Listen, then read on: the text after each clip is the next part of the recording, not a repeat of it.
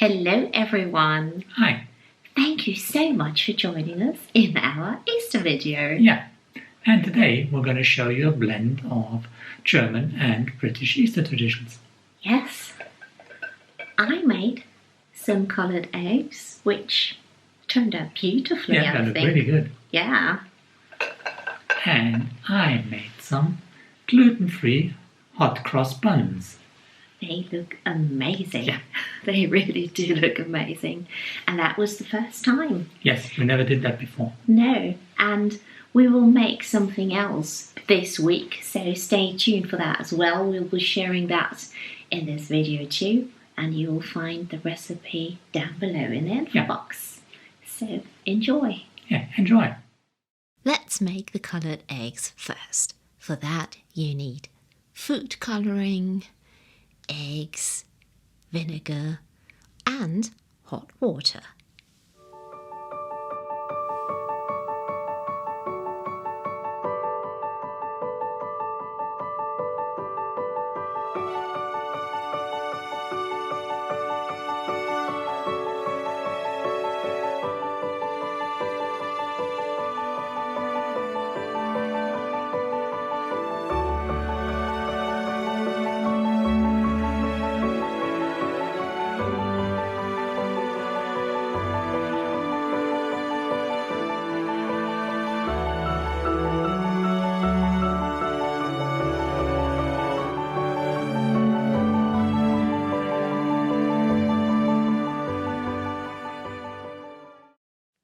On to the gluten-free hot cross buns, and Joerg did the most brilliant job.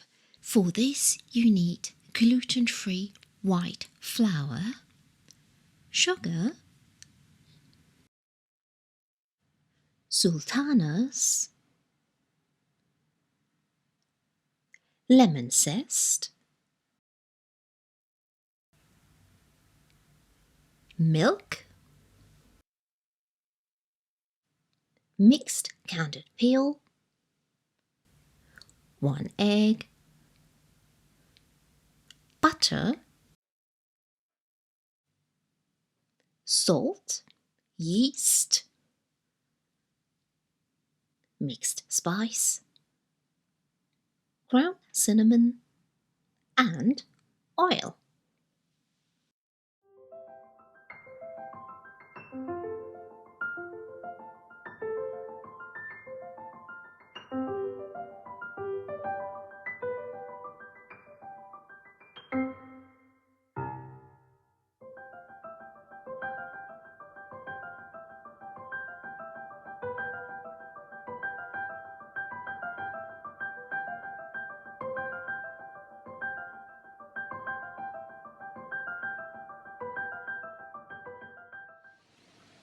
So step 1 for the hot cross buns is done. Yeah. Yeah, the dough has to rest now for an hour. Yeah, and I think Mary Berry says that making hot cross buns is a bit of a palaver, and we think probably because of the time. Yeah, because there's a lot of resting time for the dough. Yeah, but it's probably worth it, we think, and it's nice to have something yummy for Easter. We will see. Yes, we will see, but positive thinking.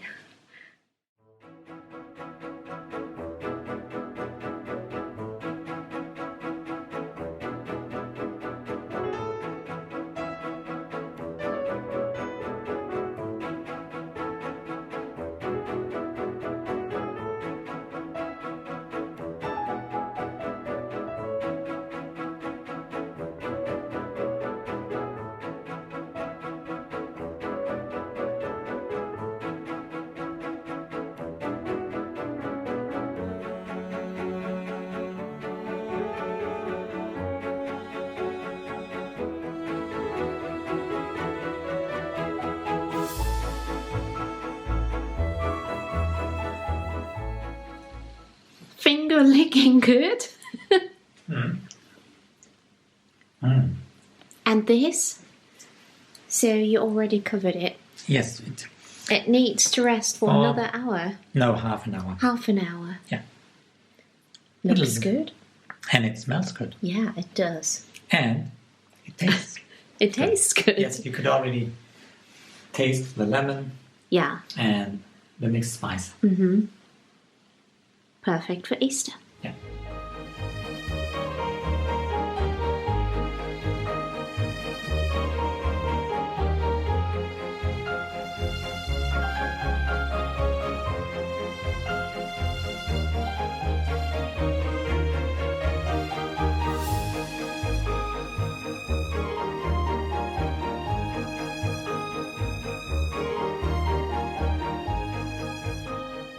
Now, Jörg said I should take a seat because he wanted to tell me something. Yeah. So, do you remember when we had our first cross buns? No. No, you can't think. Because, to be honest with you, I think I've never had hot cross buns. Never. I'm not sure. I remember probably 15 years ago we stayed in London just before Easter, and the lady at the B&B was a really good cook. Yeah. I think she cooked for some kind of whip. I think, you know what? Now you're mentioning it, the lady who used to be a chef, I remember her now. I think she cooked for the royal family even. Yeah, parts of it. I just know that it was a kind of a secret, so we don't know. We don't really know. But I remember the house because it was a beautiful Victorian house. Yes.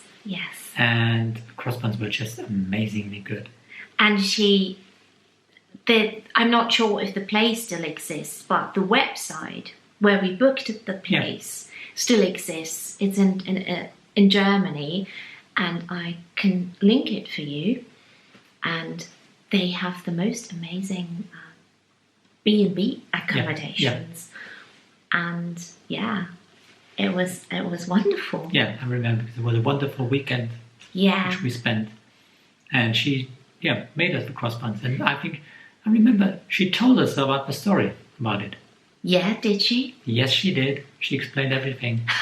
I just remember that she was so kind, and like back then, she offered gluten-free stuff for me, and it was wonderful. Yeah. So, yeah. No, we had a wonderful stay there. Yeah.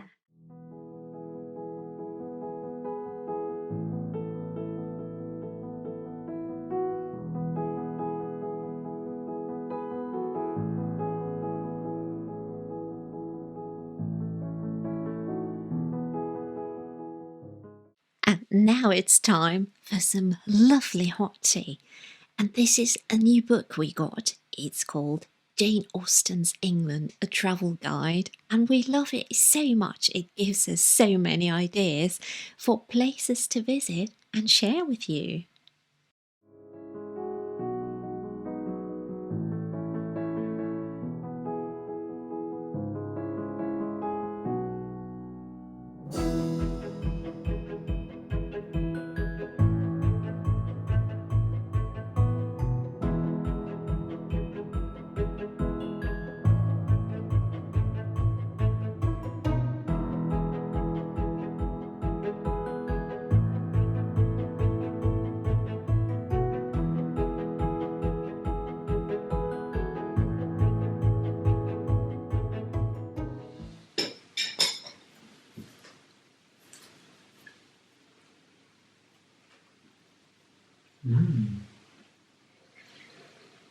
They are really good.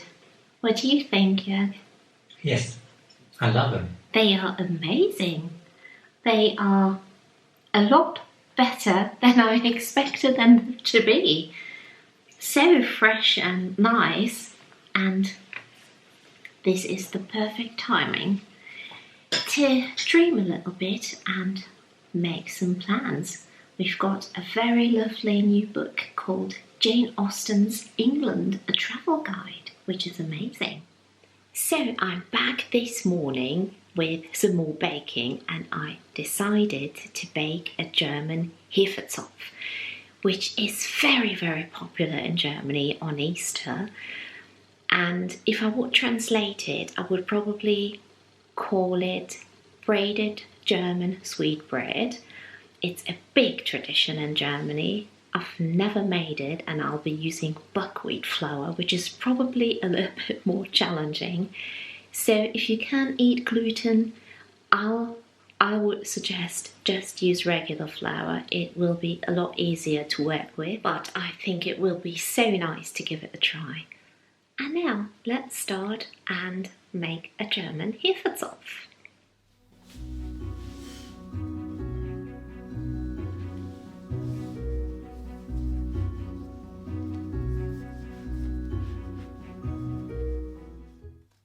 Trying a recipe for the very first time is always so exciting for me.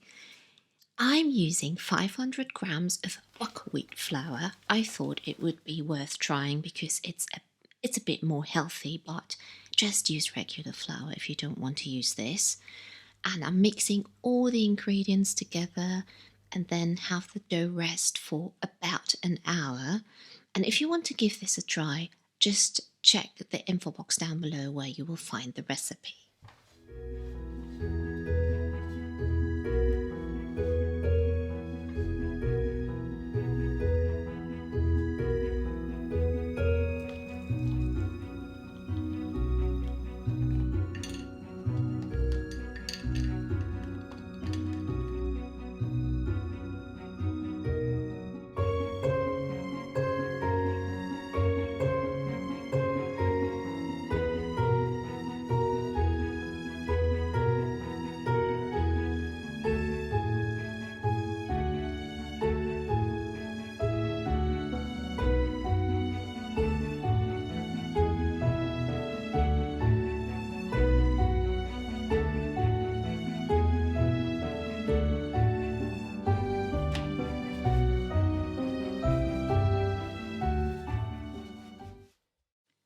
This made me realise I haven't made braids in ages.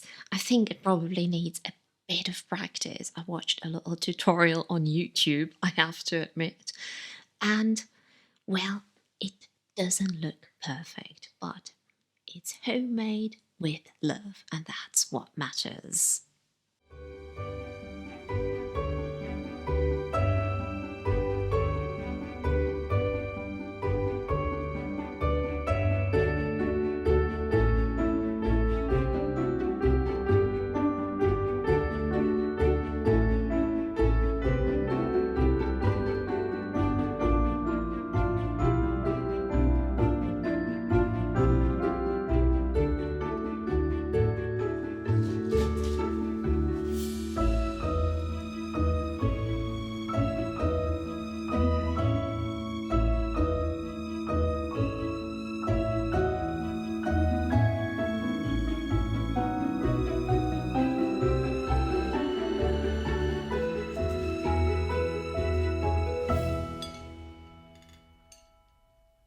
So, Joerg, you can give that one a try. Yeah, let's see. But you know what? Next time I will make one just with regular flour, just for you. Yeah. So this one is definitely on the dry side. It smells good. The whole house smells Yeah. good. Yeah. I think you should use it with some butter. That's good. And maybe a bit of jam. It's good. It's not too sweet. I think, no, it definitely is not too sweet. But next time I will be baking one just for you with regular flour. And that should be great, I think.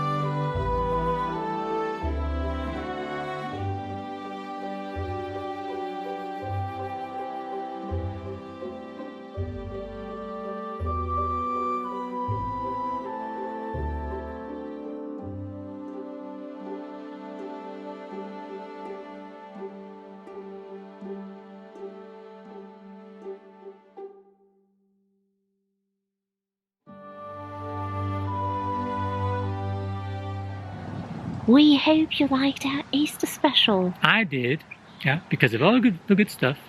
Yeah, it's pretty nice, isn't it? Yeah.